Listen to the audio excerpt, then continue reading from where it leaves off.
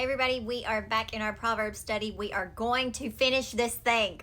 We are in chapter 25 today, and I'm going to be reading from King James and some in the Amplified Version. So let's get into it. Verse 1 in King James. These are also Proverbs of Solomon, King Solomon, which the men of Hezekiah, king of Judah, copied out. It is the glory of God to conceal a thing, but the honor of kings is to search out a matter. I wanted to read my note on verse 2. It says, God has chosen not to reveal all things clearly at this time. For one thing, many of his activities and mysteries are beyond our understanding. He has left many issues unclear and unanswered, things that are not discovered through a quick reading of his word. Only those who are willing to seriously study and seek a much deeper relationship with God will discover these deep truths and insights. Basically, some things you just gonna catch by the Spirit of the Lord. Amen. You gotta press in a little bit. There's levels to this thing, y'all. Moving on, verse 3. The heaven for height and the earth for depth, and the heart of kings is unsearchable. Take away the dross from the silver, and there shall come forth a vessel for the finer.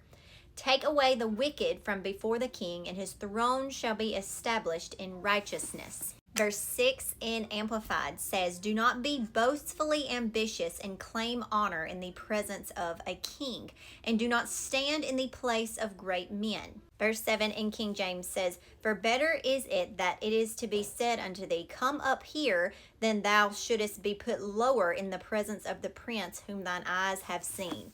Basically, don't break rank. Stay in your lane. Stay where the Lord has put you, and don't be trying to elevate yourself, because that's the Lord's job. He will elevate you in due time. Verses 8 through 16 I will be reading in the Amplified, and it says, do not rush out to argue your case before magistrates or judges. Otherwise, what will you do in the end when your case is lost and when your neighbor or opponent humiliates you? Argue your case with your neighbor himself before you go to court. Work things out between your brother and sister. Don't make it a huge thing. Do not reveal another's secret. Women of God, zip it when you know something about somebody. Be honorable about other people's business. Verse 10, or he who hears it will shame you, and the rumor about you and your action in court will have no end. Like apples of gold in settings of silver is a word spoken at the right time. Like an earring of gold and an ornament of fine gold is a wise reprover to an ear that listens and learns. Like the cold of snow brought from the mountains in the time of harvest, so is a faithful messenger to those who send him, for he refreshes the life of his masters. Like clouds and wind without rain is a man who boasts falsely of gifts he does not give.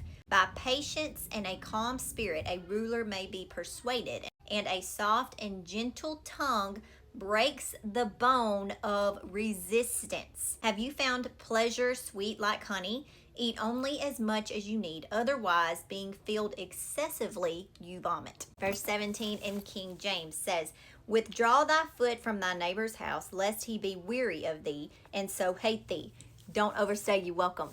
Verse 18 in the Amplified Version says, like a club and a sword and a piercing arrow is a man who testifies falsely against his neighbor or his acquaintance. Verse 19 back in King James, confidence in an unfaithful man in time of trouble is like a broken tooth and a foot out of joint, as he that taketh away a garment in cold weather, and as vinegar upon nitre.